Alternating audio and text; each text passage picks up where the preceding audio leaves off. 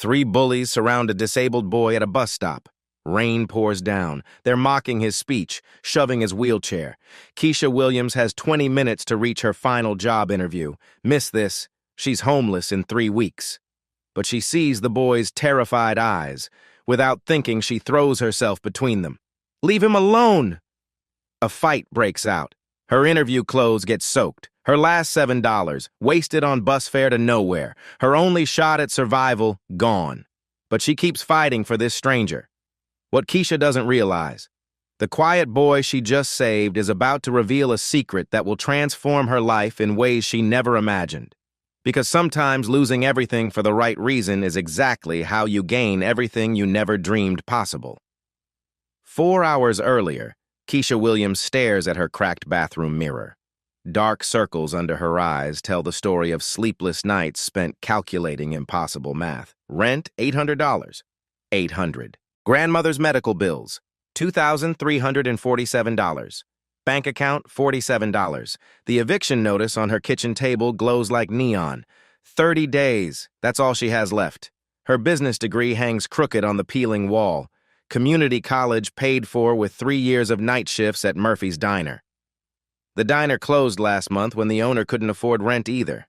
Now she's here. 26 years old, drowning in a neighborhood that swallows dreams whole. She practices her handshake in the mirror. "Good morning, Mr. Davidson. Thank you for this opportunity." Her voice sounds steadier than she feels. This interview isn't just a job, it's life or death. The company called yesterday. "Administrative assistant position, entry level. We can see you tomorrow at 10 a.m. Not glamorous, but it pays $32,000 annually, enough to survive." She puts on her grandmother's vintage blazer. Navy blue, slightly faded, but still dignified. The only professional clothing she owns. Grandma wore it to church every Sunday until the cancer took her voice, then her strength, then everything else. "I'm trying, Grandma," Keisha whispers to the empty apartment. Outside her window, something catches her eye. A sleek black sedan parked across the street. Unusual for this neighborhood where most people take buses or walk. The driver wears a suit, speaking quietly into an earpiece. Strange. But everything feels strange when you're this desperate. Bus fare downtown costs $7. Her last $7. The money should go toward food, but without this job, food won't matter anyway. She grabs her portfolio, community improvement ideas she wrote in college, sustainable business practices for struggling neighborhoods, food access initiatives, job training programs. Dreams that feel increasingly foolish as reality crushes hope. The walk to the bus stop takes 12 minutes. 12 minutes to rehearse her elevator pitch, to convince herself she deserves this chance, to pretend confidence she doesn't feel. At the corner store, Mrs. Patterson struggles with her walker. She's 73, takes 3 buses to reach an affordable grocery store because nothing decent exists in their neighborhood. "Morning, baby," Mrs. Patterson says. "You look important today." "Job interview," Keisha explains, helping steady the walker. "You'll get it. Good things happen to good people." Keisha wishes that were true. Good people in her neighborhood work 2 jobs and still can't pay rent. Good people watch their dreams die slowly, one unpaid bill at a time. But she smiles. "Thank you, Mrs. Patterson." Bus 47 arrives on schedule. Keisha finds a seat, opens her folder. Her thesis stares back at her. Community-driven economic development, micro-investments in sustainable growth, academic words for simple ideas, help people help themselves, create opportunities where none exist, invest in communities from the inside out. Her professor called it idealistic but impractical. Maybe he was right. Maybe solving poverty requires more than good intentions and college theories. Around her, the bus fills with familiar faces. Jerome, who fixes cars in his driveway because he can't afford certification training. Maria, who cleans office buildings at night so her kids can attend decent schools during the day. Thomas, who stocks shelves at a supermarket 40 minutes away because local stores won't hire from the neighborhood. Everyone working, everyone trying, everyone trapped by circumstances beyond their control.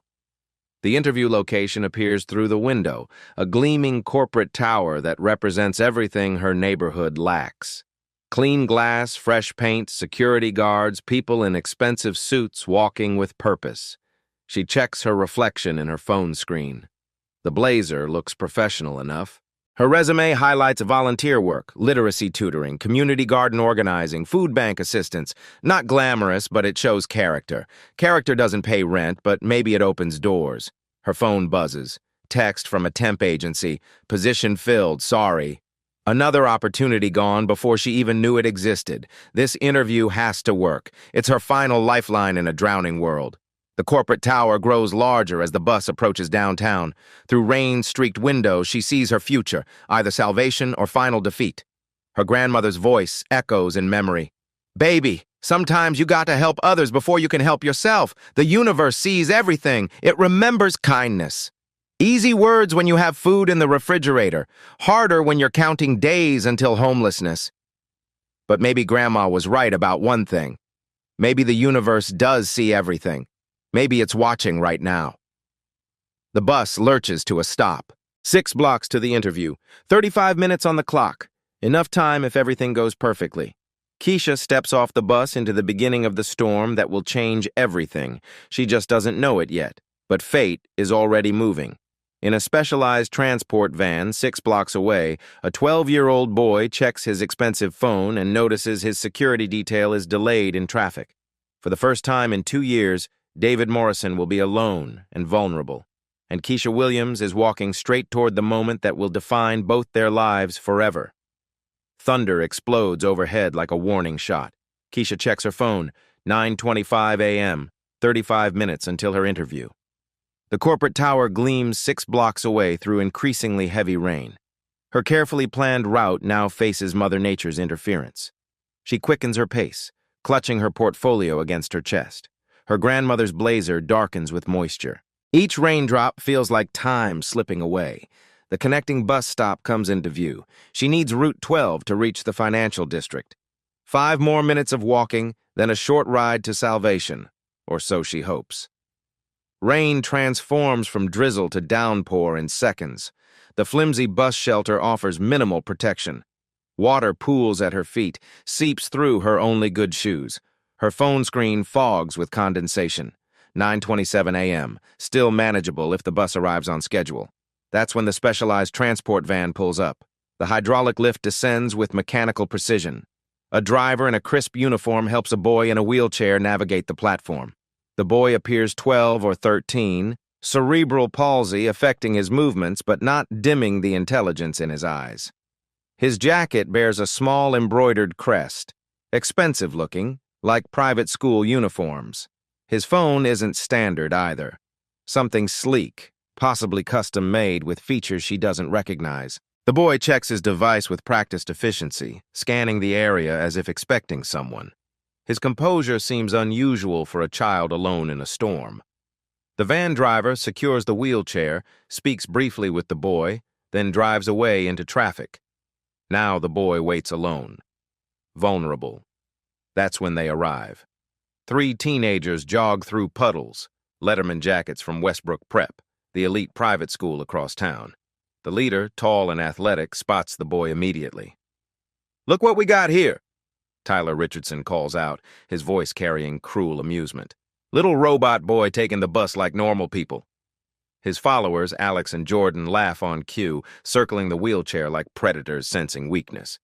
Keisha checks her phone again. 9:29 a.m., 31 minutes until her interview, 6 blocks away. In this rain, cutting it close. The smart move is to mind her own business, focus on survival, let someone else be the hero. But the boy tries to wheel away from his tormentors, and Tyler grabs the wheelchair handles. "Where you going, freak?" Tyler spins the chair roughly. "Can't even talk right. Bet you can't think right either." The boy's response surprises everyone. "Please, leave me alone." His words require effort, but they're clear and dignified. Not begging, requesting, as if he expects reasonable people to respond to reasonable requests. Tyler laughs louder. "Oh, it talks. Say something else, robot boy. Entertain us." Alex joins in, mimicking the boy's careful speech pattern. Jordan records with his phone, probably planning to post the cruelty online later. The boy remains calm, almost disappointingly so for his tormentors. His composure suggests this isn't his first encounter with such behavior. Keisha's internal conflict intensifies. 9:30 a.m., 30 minutes left. The rain makes everything take longer. Missing this interview means homelessness in 3 weeks. But she watches Tyler shove the wheelchair again, harder this time. The boy's expensive phone clatters to wet concrete.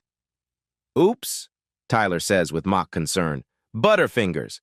Maybe you should be more careful with your special toys." The boy looks at his damaged device, then up at his tormentors. Still no fear in his eyes. Just disappointment. As if he's witnessed humanity's capacity for cruelty too many times and finds it predictably boring. That's when he notices Keisha watching. Their eyes meet across the rain-soaked bus stop. His gaze holds steady, patient, waiting to see what kind of person she'll choose to be. 9:31 a.m. Keisha thinks of Mrs. Patterson struggling with her walker, of Jerome fixing cars in his driveway because certification costs too much, of every person in her neighborhood who faces daily challenges without anyone stepping up to help. She thinks of her grandmother's voice. "Baby, the universe sees everything. It remembers kindness." Easy to remember kindness when you're not risking everything you have left, but maybe that's exactly when kindness matters most. Tyler raises his hand to shove the wheelchair again, and Keisha makes her choice. The interview will have to wait. This boy needs protection now. She doesn't know that David Morrison has been testing society for 2 years through exactly these encounters. She doesn't know his security detail is delayed by a traffic accident. She doesn't know his father owns half the buildings in the financial district, including the one where her interview was supposed to happen. All she knows is that a child needs help, and she's the only one who can provide it. So Keisha Williams steps forward into the storm, about to sacrifice her future for a stranger's dignity. What she doesn't realize is that sometimes losing everything is exactly how you gain everything you never imagined possible. 9:32 a.m. 28 minutes until her interview. 6 blocks away. 6. In pouring rain. Keisha watches Tyler raise his hand to strike the wheelchair again. The boy sits calmly as if violence is just another weather pattern to endure. That's when she moves. "Hey!" Her voice cuts through the storm. "Back off, now!" Tyler spins around, surprised. He's 17, 6'2", athletic from years of prep school sports. His followers flank him like wolves. "What's it to you, lady?" Tyler's tone drips condescension. "You his mommy?" Keisha steps between the bullies and the wheelchair. Rain immediately soaks through her blazer, her grandmother's vintage jacket, the only professional clothing she owns. Her phone screen shows 9:33 a.m. Her carefully pressed slacks darken with moisture. Her resume folder grows soggy in her hands. "He's a kid," she says simply. "You're bullying a disabled kid. How does that make you feel about yourselves?" Alex laughs. "Like we're having fun. Mind your own business, lady." But Keisha positions herself as a human shield. "This is my business. When I see someone being hurt, it becomes my business." Tyler steps closer, using his height to intimidate. "You picked the wrong day to play hero. We're just having a conversation with Robot Boy here." "Conversation's over." Keisha's voice stays steady despite her racing heart. 9:34 a.m. The interview slips further away with each passing second. Tyler shoves the wheelchair harder, trying to get around her. The boy's phone skitters across wet concrete, expensive technology hitting unforgiving pavement. That's when Keisha stops calculating costs. She moves like lightning. When Alex lunges forward to grab the wheelchair, she sidesteps and uses his momentum against him. He sprawls into a puddle, Letterman jacket soaked with dirty rainwater. Jordan tries to circle behind her. She pivots, keeping herself between all threats and the boy. Her grandmother's blazer stretches at the seams. Her only good shoes splash through deepening puddles. "You crazy?" Tyler shouts. "You're gonna get hurt for some freak you don't even know?" "I know enough," Keisha replies. "I know he's a child. I know you're old enough to make better choices." Throughout the chaos, something strange happens. The boy, David, doesn't cower or cry. He watches everything with analytical precision. When Tyler drops his student ID during the scuffle, David memorizes every detail. Names, school affiliation, graduation year. His expensive jacket falls open, revealing not just quality clothing but something else. A small, discreet device clipped inside. Security equipment, the kind worn by people who expect professional protection. But Keisha's too focused on the immediate threat to notice. 9:36 a.m., 24 minutes left. Her interview outfit is ruined. Her resume is soggy. Her last chance at salvation dissolves like ink in rain. Alex gets back up, muddy and angry. "You're gonna pay for that!" He rushes her again. This time, Keisha's not quick enough. His shoulder catches her in the ribs, sending her stumbling. She recovers quickly, but her blazer tears at the elbow. Jordan joins the attack from the other side. Now she's fighting two teenagers while Tyler menaces the wheelchair. "Stop," David says quietly. His voice is careful, deliberate, not pleading, commanding. Something in his tone makes everyone pause. "Tyler Richardson, Alex Brennan, Jordan Walsh." David recites their names with perfect clarity. "Westbrook Prep Seniors. Your parents will receive detailed reports about this incident." Tyler laughs nervously. "How do you—" "Alex, your father is Michael Brennan, partner at Brennan & Associates law firm. Jordan, your mother is Dr. Sarah Walsh, cardiovascular surgeon at Presbyterian Hospital. Tyler, your family owns Richardson Construction." The bullies exchange worried glances. How does this random disabled kid know their personal information? But they're committed now. Tyler grabs the wheelchair handles again. "Shut up, freak. Nobody cares what you know." That's when the city bus approaches through the storm. Keisha sees salvation and opportunity. "Get on that bus!" she shouts at the bullies. "Leave now or I'm calling the police!" Tyler hesitates. The bus stops, doors opening, other passengers board, oblivious to the drama at the shelter. "This isn't over," Tyler threatens, but he's backing toward the bus. "Yes," David says with quiet certainty. "It is." Something in the boy's calm confidence makes Tyler pause. Then Alex tugs his arm. "Come on, man. We're going to be late for practice." The three bullies board the bus, shooting venomous looks back at Keisha and David. The doors close and they disappear into city traffic. Keisha stands in the rain, breathing hard. Her phone shows 9:38 a.m., 22 minutes until her interview. 6 blocks away, soaking wet, professional clothes destroyed. Her last $7 spent on bus fare to nowhere.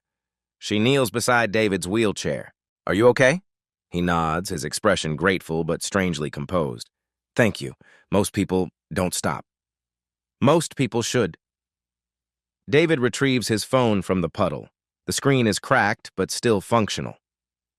"I want to thank you properly. My father would want to know what you did." Keisha helps him straighten his expensive jacket. "You don't owe me anything, that's just being human." He pulls out a business card, elegant heavy stock, waterproof apparently.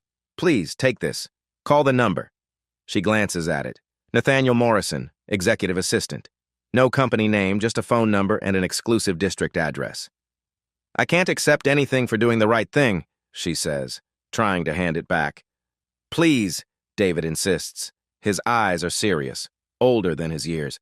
"My name is David Morrison. Just keep the card. You might need it." The surname sounds familiar, but Keisha's overwhelmed by mounting losses. She takes the card to comfort him. 9:40 a.m. She calls the interview company from her cracked phone screen. "I'm so sorry, there was an emergency. I can't make the appointment." The receptionist is kind but firm. "I'm sorry, Miss Williams. Mr. Davidson can't reschedule for 2 weeks, and we're making decisions by Friday." Another door closes. Another chance gone. The specialized transport van returns through the storm. As David is helped aboard, he looks back at Keisha standing alone in the rain. "You'll hear from us soon, Keisha Williams." She's surprised he caught her name during the chaos. As the van disappears into traffic, Keisha realizes what she's lost. Her last chance at employment, her professional clothes, her final $7, all sacrificed for a stranger who seemed oddly unafraid of 3 dangerous bullies. But sometimes losing everything is exactly how you gain everything you never imagined possible. She just doesn't know it yet. Keisha stands alone in the downpour, reality crashing over her harder than the rain. Her phone buzzes with notifications. 17 missed calls from temp agencies while she fought 3 bullies. She returns them with desperate hope, only to hear identical messages. "Position filled. Sorry. We'll keep your resume on file." Each rejection hits like a physical blow, her last safety nets disappearing while she helped a stranger. Her grandmother's blazer clings to her skin, torn at the elbow where Alex grabbed her. The vintage fabric, irreplaceable, damaged beyond repair. Water pools in her only good shoes. She checks her bank account. $40 remaining after bus fare. Rent due in 26 days. The business card David gave her grows soggy in her trembling fingers. Heavy paper stock, expensive quality. Nathaniel Morrison, executive assistant. The address belongs to the city's most exclusive financial district. She Googles the name on her cracked phone screen. Nothing specific appears, just vague references to private wealth management and family offices. The Morrison surname tugs at her memory, but exhaustion clouds her thinking. What has she done? Sacrificed everything for one moment of moral clarity? Her phone rings. Unknown number. Miss Williams? This is Nathaniel Morrison. David asked me to call. His voice carries crisp authority. Old money. Real power. The tone of someone accustomed to immediate respect. I don't understand. I just helped a kid. That's all. Yes, ma'am. That's exactly why I'm calling. Would you be available for a meeting tomorrow morning, 10 a.m.? Keisha's mind races. I can't afford to miss another interview opportunity. We're aware of your schedule, Miss Williams. This won't conflict with your other appointments. How could they possibly know about her schedule? She hasn't told anyone about tomorrow's interviews. Okay. Where? He provides an address in the financial district's most exclusive building. Ask for me at reception. They'll be expecting you. After hanging up, Keisha tries researching Morrison family again. Her phone freezes, then restarts itself. When it boots up, her browser history for that search has been completely wiped. Strange. But everything feels strange when you're this desperate. Walking home takes 45 minutes through the storm. No money left for bus fare. Her interview clothes grow heavier with each step. At her apartment building, she notices a dark SUV parked across the street. Different from this morning's sedan, but the same professional surveillance feel. When she looks directly at it, the vehicle pulls away smoothly. Someone is watching her. But why? Inside her studio apartment, she peels off the damaged blazer. The torn fabric tells the story of her sacrifice, ruined for a stranger's dignity. 17 job rejection emails wait in her inbox. Companies filling positions while she fought bullies in the rain. She sits at her kitchen table staring at the eviction notice. 26 days until homelessness. $40 to last until... what? There is no until. This was her last chance. David Morrison's business card lies beside the notice. Even waterlogged, the paper quality is remarkable. It feels like currency itself. She could call the number, accept whatever David's family is offering. But accepting charity for doing the right thing feels wrong. Her grandmother's voice echoes in memory. Baby, pride don't pay rent, but kindness always comes back around. Easy words when you're not facing eviction.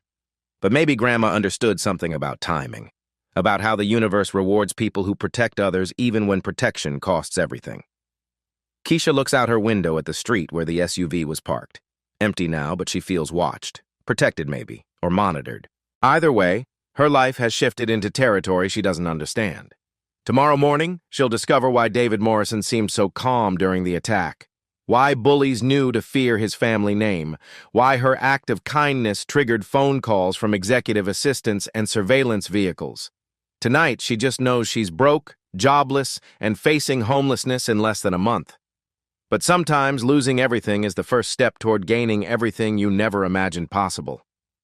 She places David's card on her bedside table and tries to sleep, unaware that powerful algorithms are already scrubbing her digital footprints from the internet. Some families have resources that can rewrite search results. The Morrison family can rewrite much more than that. Keisha wakes at 3 a.m., still wearing damp clothes. The eviction notice glows in streetlight. 25 days remaining. She tries researching David Morrison again. Her laptop crashes completely. When it restarts, not only is her browser history wiped, her entire search function is disabled. Someone doesn't want her finding information about the Morrison family. At 6 a.m., her phone buzzes. Text from unknown number.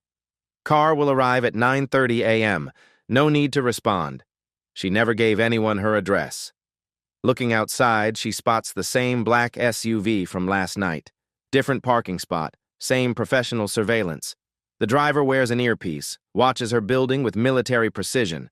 She tries calling David's business card number. It rings once, then transfers. You have reached Morrison Holdings. This call is being recorded and analyzed. Morrison Holdings. The name triggers a college memory, something from business journals. But the harder she tries to remember, the foggier it becomes. Her neighbor, Mrs. Lane, knocks.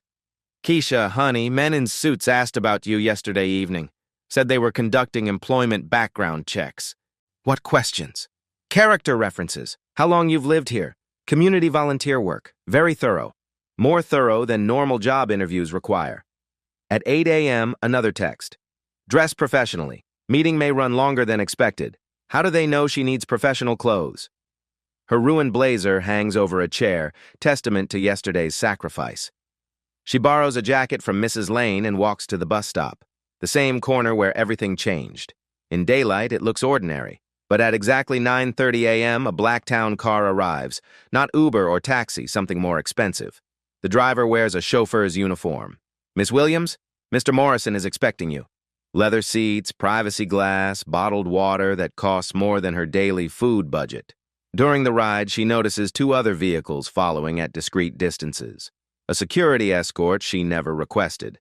The destination, a glass tower in the financial district's most exclusive area. The kind of building where her neighborhood zip code normally bars entry.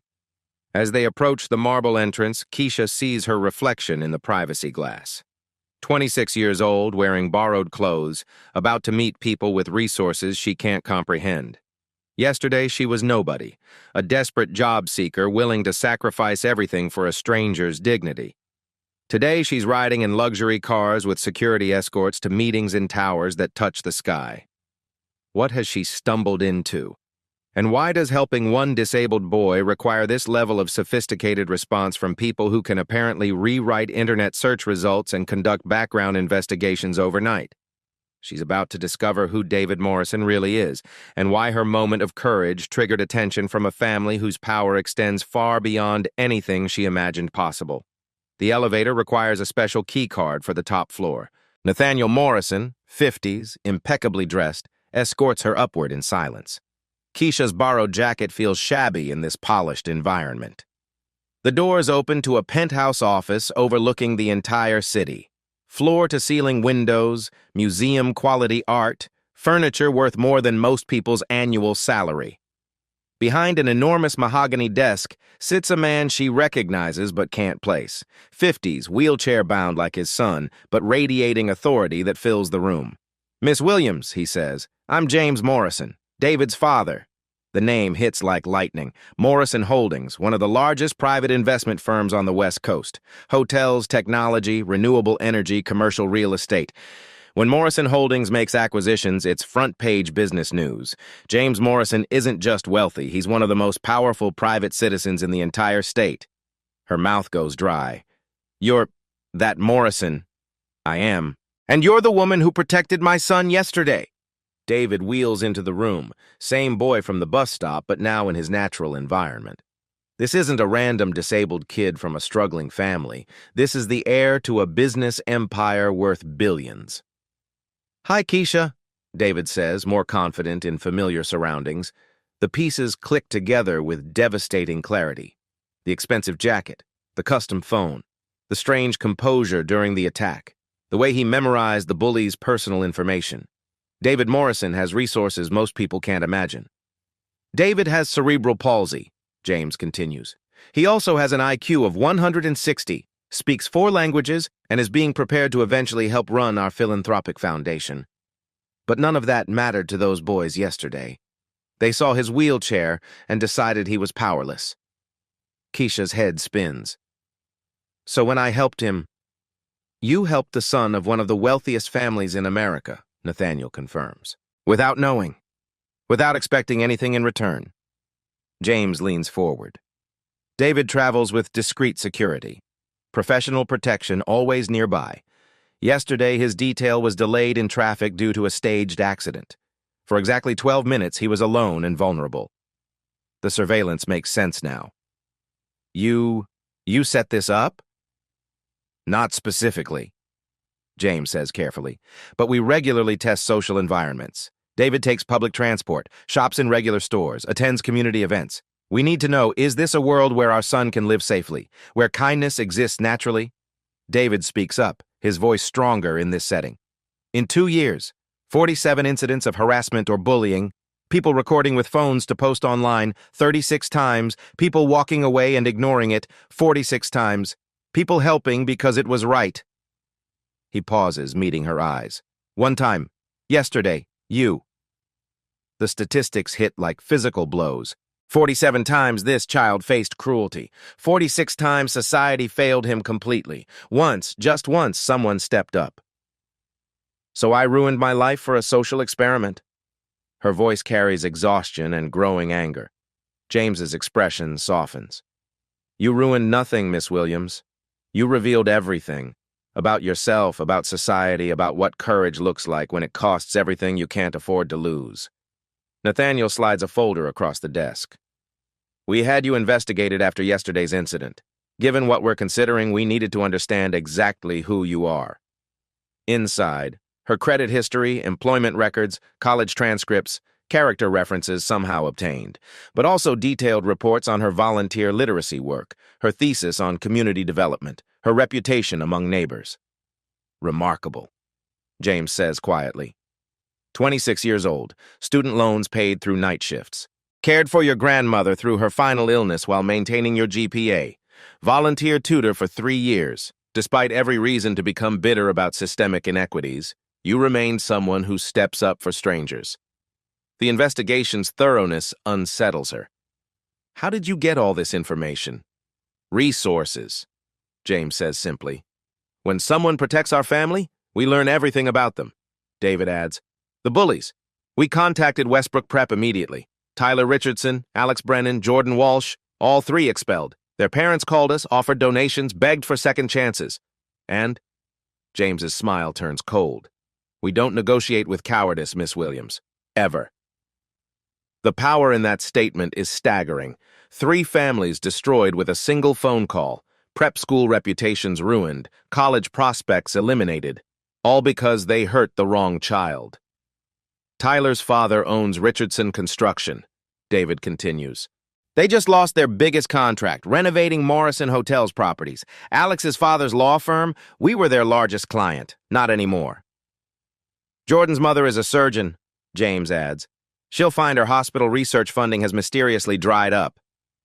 Keisha feels sick. You destroyed their lives. They destroyed themselves, James corrects. We simply ensured their actions had appropriate consequences.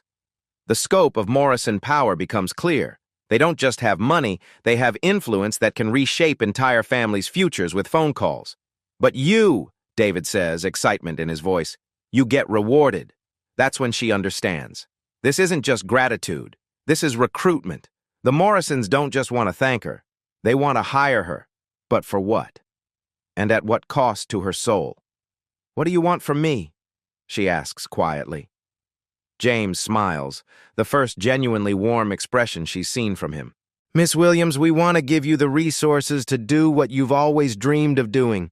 We want to see what happens when someone who truly understands struggle gets the power to eliminate it. He pauses, letting the words sink in.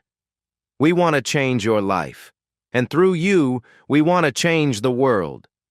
We want to offer you a position, James begins, his tone shifting to pure business. Director of Community Investment for the Morrison Foundation. Keisha's breath catches. I don't understand.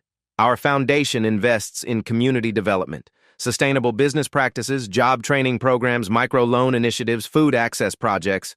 He pauses meaningfully. Everything you wrote about in your college thesis. You read my thesis? Nathaniel opens another folder. We read everything, Miss Williams. Your academic work isn't just theoretical. It's precisely what we've been attempting to implement, unsuccessfully, for 3 years. David wheels closer, excitement radiating from him. The foundation has $200 million in community investment funds, but every program we've tried has failed. Failed how? Keisha asks. James sighs. We're wealthy people throwing money at problems we've observed but never lived. You've lived those problems. You understand solutions from the inside out. The magnitude starts sinking in. $200 million, more money than her entire neighborhood sees in a decade. Starting salary, $150,000 annually, Nathaniel states matter-of-factly. Full health benefits, continuing education fund, performance bonuses tied to measurable community impact. Keisha's current rent is $800 monthly. This salary would eliminate every financial pressure crushing her for years. But the real opportunity, James continues, is a $50 million pilot program budget. 5 years to prove your community development model works. If successful, we scale it nationally. $50 million. The power to transform not just her life, but hundreds of lives. Why me? She whispers. You could hire consultants with decades of experience, policy experts with advanced degrees. We have hired experts, David says with obvious frustration.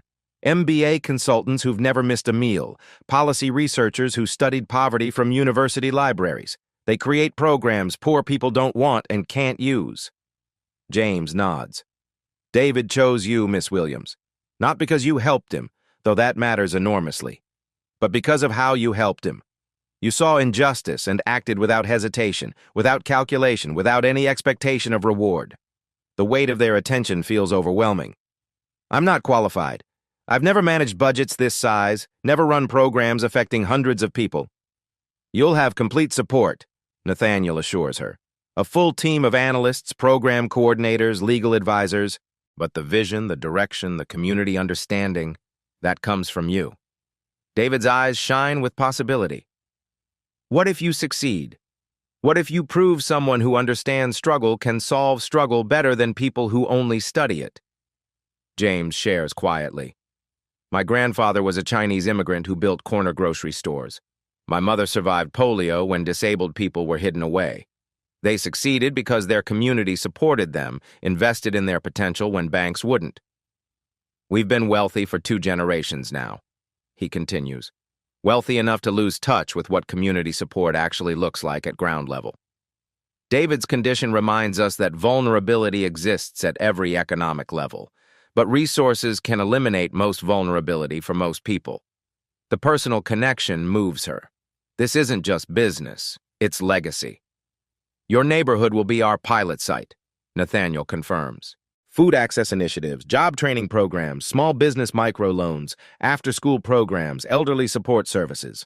Everything you described in your thesis, fully funded and professionally supported. David can barely contain his excitement. We already purchased the building where the grocery store closed, also the adjacent property, and the failing laundromat next door. Keisha's mind reels. You're talking about transforming my entire community. We're talking about letting you transform it, James corrects, with resources equal to your vision. She thinks of her neighbors. Mrs. Patterson taking 3 buses to reach affordable groceries.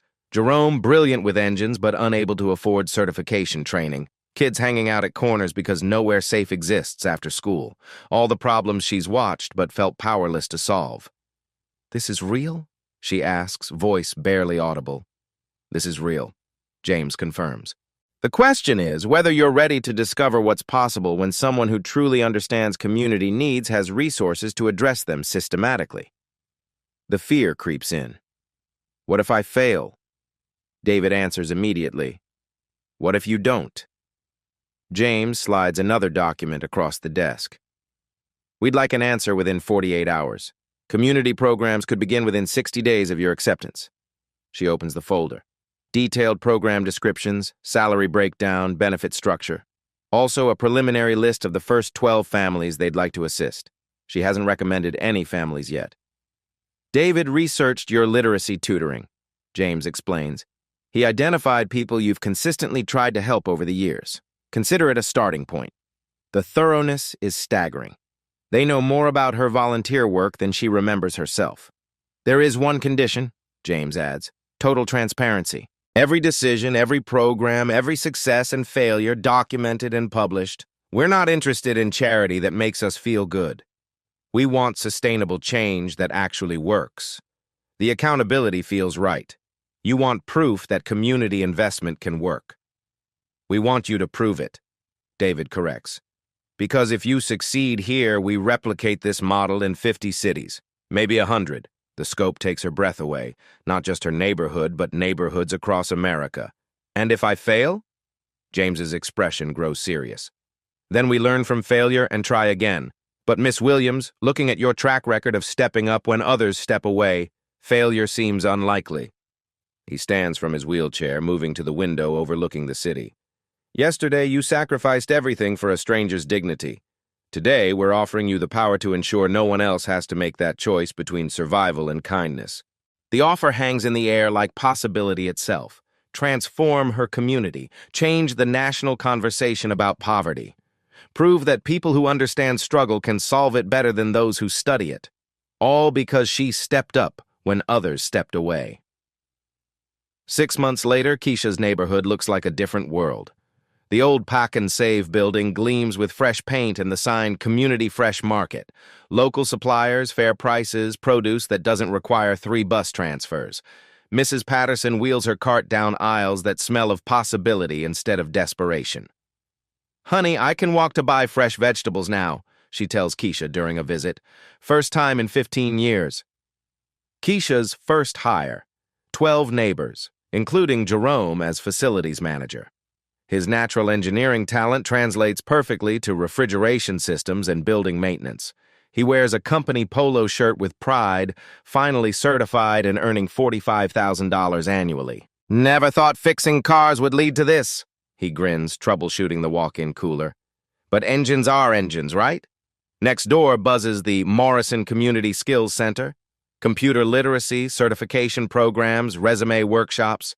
The same space where teenagers loitered now hums with adults learning programming, elderly residents mastering smartphones, high school students earning college credits. Maria, the night janitor, attends accounting classes 3 evenings weekly. "My kid's gonna see their mama get a real career," she says, practicing spreadsheet formulas. David visits weekly, wheeling through the center with obvious joy. His cerebral palsy becomes secondary to his clear intelligence and genuine enthusiasm. Kids gather around him asking about coding and business applications. "Mr. David, how do you make apps?" 8-year-old Jasmine asks. David patiently explains programming basics, his careful speech no longer seeming like limitation, just thoughtful communication. The third building houses small business incubation. Mrs. Rodriguez finally opens her catering service with professional kitchen access.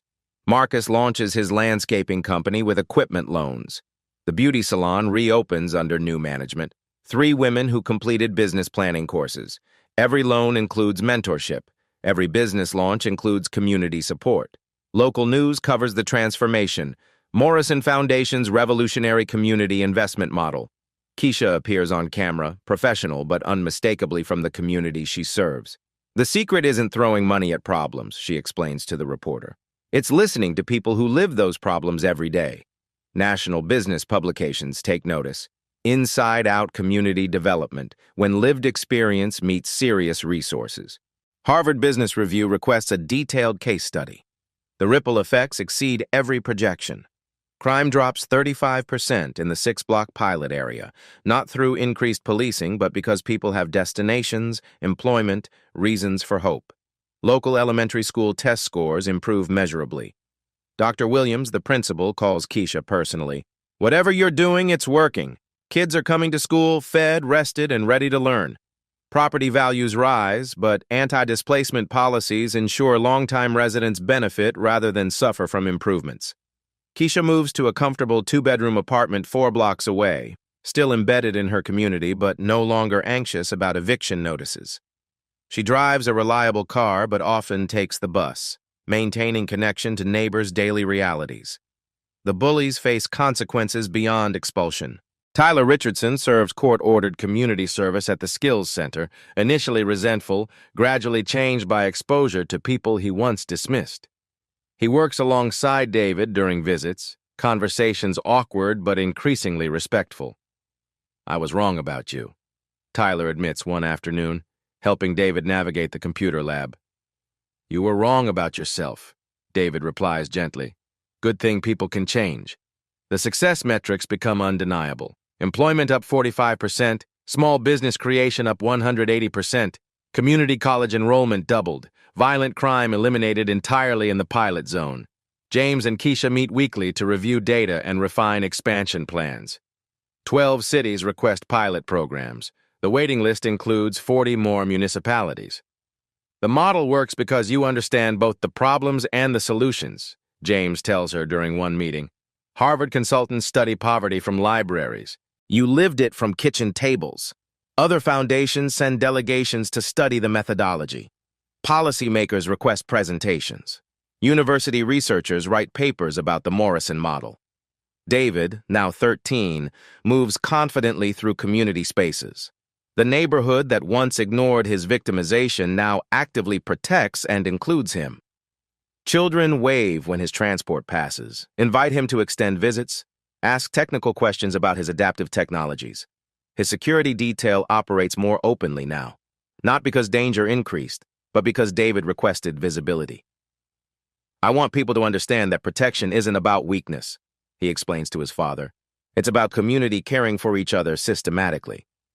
The pilot program's stunning success creates national attention. Keisha's thesis, once dismissed as idealistic but impractical, becomes required reading in social policy programs.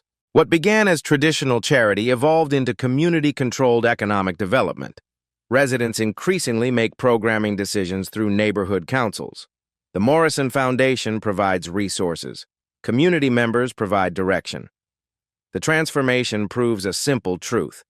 When someone who understands struggle gets resources to address it, miracles stop being surprises and start being systematic solutions. 18 months later, Keisha stands at the same bus stop where everything began. The intersection looks transformed. Weather-protected shelter, digital arrival boards, emergency communication, community safety infrastructure replacing urban neglect.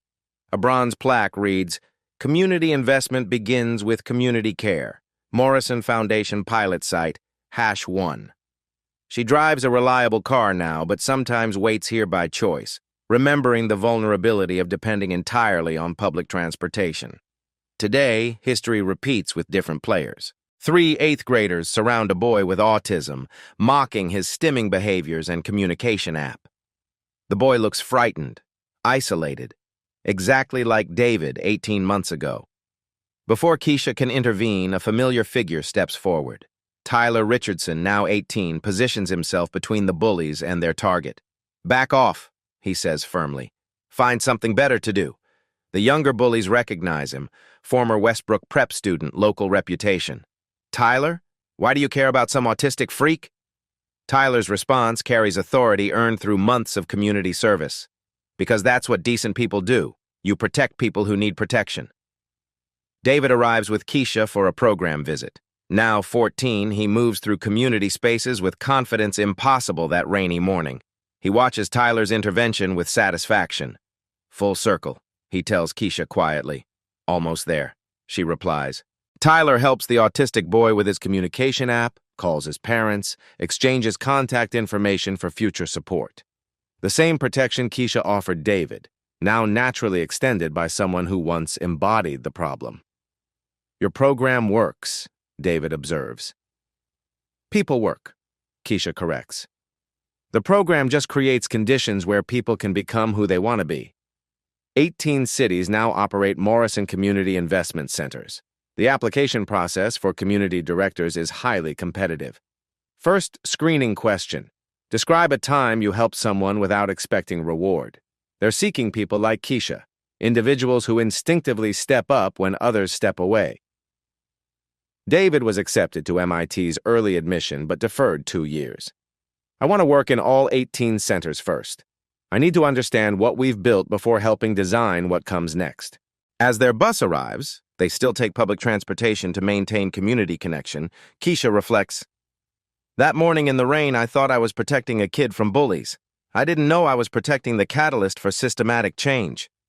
David nods. "Maybe that's the point. Real kindness doesn't calculate consequences. It just acts on moral clarity." They board together, community director and foundation heir, both riding buses because it keeps them grounded in daily realities of people they serve. Somewhere in the city, another moment of unexpected courage is about to set extraordinary changes in motion.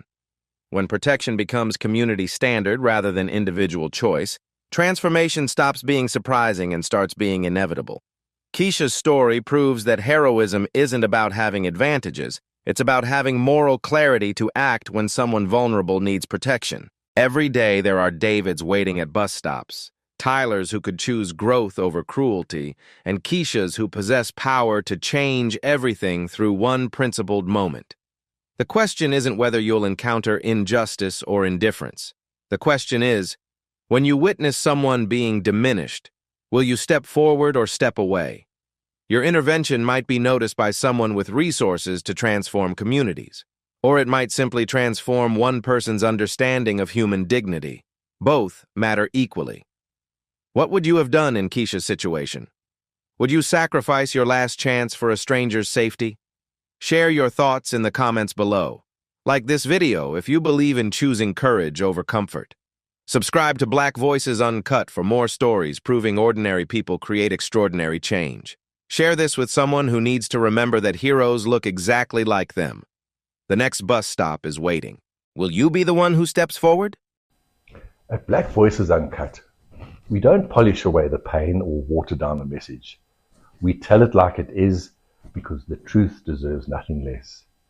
If today's story spoke to you, click like, join the conversation in the comments, and subscribe so you'll be here for the next Uncut Voice.